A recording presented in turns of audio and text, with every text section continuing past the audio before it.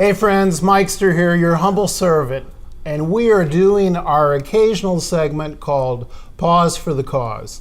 And we're doing it today with the Reverend Chuck Graff. Yes, sir. Chuck, hello, it's great to see you. Great to see you, Mike. Hey, tell us, a lot of people know you, but tell us a little bit. Can't miss me, right? No, you're obvious. It's like, oh, there's Chuck. Hey, tell us a little bit about your family, about your wife Peggy and your children and grandchildren. Of course. I'm married to my beautiful wife Peggy.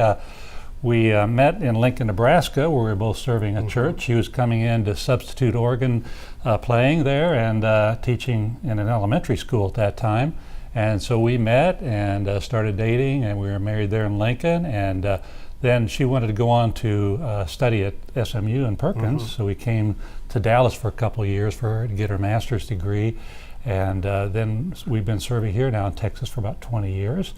And I bet that time has gone by incredibly fast. Yeah, very quickly. We served in Grapevine first, and she was there as well, North Richland Hills, and then I've been here 12 years. Gosh, think of that, 12 years. Since 2005 I came, and it's been a joy to serve here. Started in the ministry 41 years ago. I'm completing 41 years this year. What made you decide to go into the ministry? Well, I was brought up in the church. I've been a long time United Methodist. My grandfather was a United Methodist preacher in the Nebraska-Kansas Conference. My mother was a preacher's kid, and she was a church musician as well. And so I was brought up in the church, sitting close to the organ bench, and also with my father, who was an avid outdoorsman.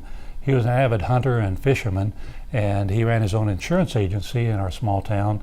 And so I grew up with both worlds, God's both sanctuaries, I say, oftentimes. Yeah. The sanctuary where we worship God together as family, and then other weekends we'd be out camping and fishing and enjoying hunting and outdoor activities as well.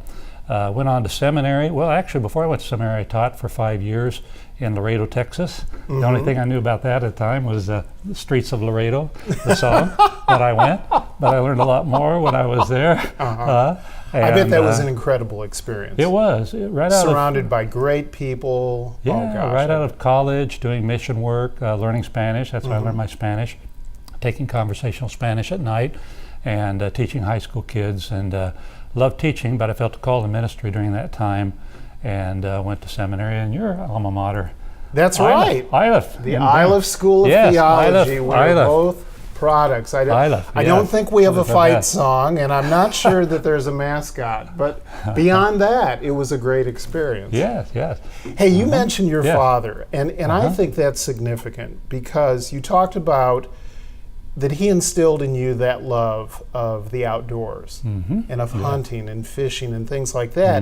And from my angle, I think that one of the things that you have uniquely brought to this congregation is ministry that's centered in those opportunities, in people going camping together, in people going fishing together. Why do you think that's important for our church? Sure. About 8 years ago, I took a group of men to Canada. They knew I loved to fish and be outdoors in my free time. So I took a group of 8 men to Ontario, Canada. And we came back and had just a great time of fellowship together and fishing and cooking together. And so out of that, we had some conversations then with Chuck Menke, a member of our church. You bet. And he loved RVing, and others said they loved to go out camping and tent camping and things. And so we just said, well, what if we put out the word to everyone, if you'd like to join us for an outdoor retreat, come and join us. So our first trip was to Lake Benbrook, and we had about 20 people come with us. We did geocaching, we did cooking together, all sorts of things, and it kind of caught on after that. And people love to get out of the city. They love to be in fellowship together. Our retreats include cooking together, small groups, discussion, sharing stories around the campfires, worship together, communion, Sunday mornings outdoors. But I think people love it because they go out and they connect with God as creator. I've always believed in the Trinity, God, Creator, Father, Son, and Holy Spirit, and I believe we really experience the Creator. We can get out and see the beauty of God's creation, and so people love it. We had, I think, 71 people go with us to Beaver's Bend. Think of that. last fall. Let's think about that number. 71 people went in the last camping trip. Yeah, last fall. Beavers Bend State Park in Oklahoma is always a very popular one, and people stay in RVs, they stay in tents, cabins, shelters, all kinds of comfort and discomfort, as I share with people. You got your comfort, you got your discomfort. Yeah. And we avoid the heat in the summer, but we go in the spring, a couple trips in the fall. And our last trip, it was 31 degrees. So we dress in layers and we prepare for the elements. But we dress in layers. Yes. And we enjoy the fellowship. But everyone bonds so much on these trips. And then they come back and they see each other at church. And they say, I want to get more involved in something else now. And they get connected in other things. It can be a springboard to other ministries. It's a springboard, yeah. It's a real springboard to building relationships with people, and then them wanting to attend other worship services, or they come with camping interests, and sometimes they stay for other things. So it's been exciting. Yeah. Oh, I bet it has. Yeah. And in addition to camping and fishing, when I think of you, I think of adult mission opportunities. And often I know that it's not exclusive to outside the country. I think of you both in international missions and also missions within the region or the state of Texas. Why do you think it's important for us to be a part of that? Well, we say every Sunday morning in our sanctuary services, we're going out to be God's people in the world. That's right. And so it's important for us to worship together. But this church has such a wonderful DNA of service to others through our First Street Mission, our other outreach ministries. We feel like a church this size and with the DNA that we have here, it's important for us to have outreach beyond our community as well, international trips. You bet. 12 years ago, we started our Costa Rica mission trip, and that caught on, and since then we built a new medical clinic, a sanctuary, helped small churches get started, and now every year for 12 years, yeah, every correct? year for 12 years we've led it, and this year Reverend Phyllis Barron is going to be leading it, while I focus on some other disaster response, other outreach ministries. But that ministry's gone for 12 years now. That church that we've helped build is reaching out into Nicaragua, helping people on the city streets and the city dumps, garbage heaps there.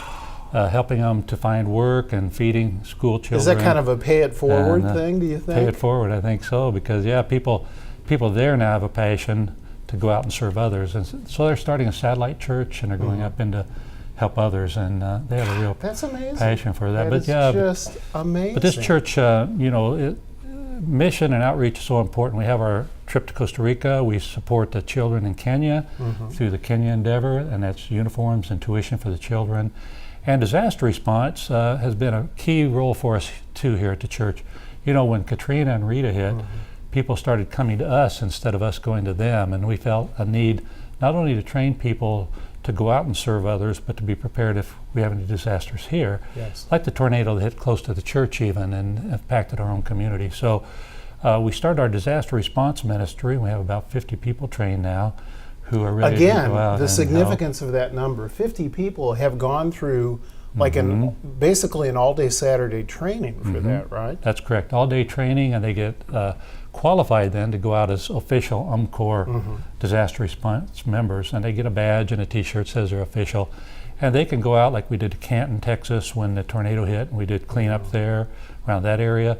When wildfires hit in West Texas, we went out there and helped and took UMCOR funds to help rebuild the communities out there. We've helped with all kinds of disasters around the area, flooding, and we were recently at Corpus Christi too to help with cleanup there when the Hurricane Harvey hit that area. So we're going to Puerto Rico, like I say, this coming Saturday with 14 people, and we'll be going to a remote area without electricity, where we'll be helping rebuild and repair homes and help people there get back on their feet again. We say we go out to be a Christian caring presence, and so we're going out to work and get our hands dirty, but the main thing is we're wanting to be with people during disasters, to comfort them, encourage them, and bring healing to them, not just in their physical homes and things, but through their their spiritual as well as emotional needs they have. When we go. So it sounds like it's functional, it's relational, it's spiritual, it's really the whole You know, the whole body, mind, and spirit. We also want to bless our own community too. We have Habitat Builds that we do. We have those regularly. We have 3 in the spring. We have more coming up in the future. We are working with the Ronald McDonald House, and Allison McMahon is a wonderful lay leader here who helps us set those up, and we go out and cook for the families at the Fort Worth Ronald McDonald House. That's so neat. And serve them breakfast or supper, and then visit with the families and try to encourage them as well. And then we have a neighbor-to-neighbor program where we go out and repair local homes, help with the Cowtown brush up, trash pickup along the Trinity.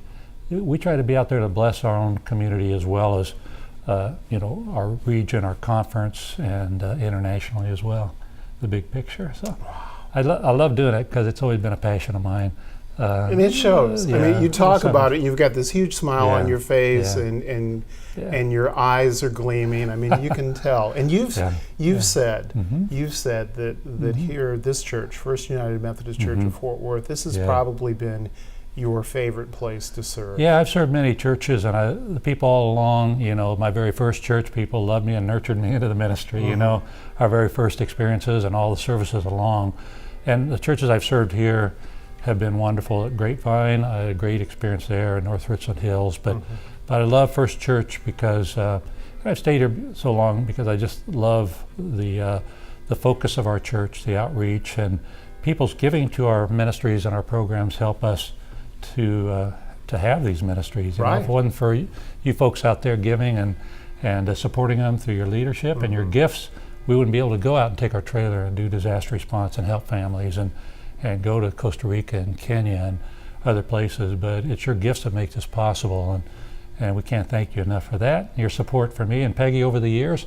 Nice to be in the First Church together, Peggy and I. We've served in different churches over the years, but our children are grown now, and we have 3 grandchildren, actually, and we just love being part of the church here. I know you. Well, tell you what. Thank you. To say that we love you being here is an understatement, and to say that your legacy will be felt here for a long, long time is also an understatement. So, Chuck, thank you so much for being a friend Thank you, Mike. and a colleague, Thank you. thank you for being part of Pause for the Cause.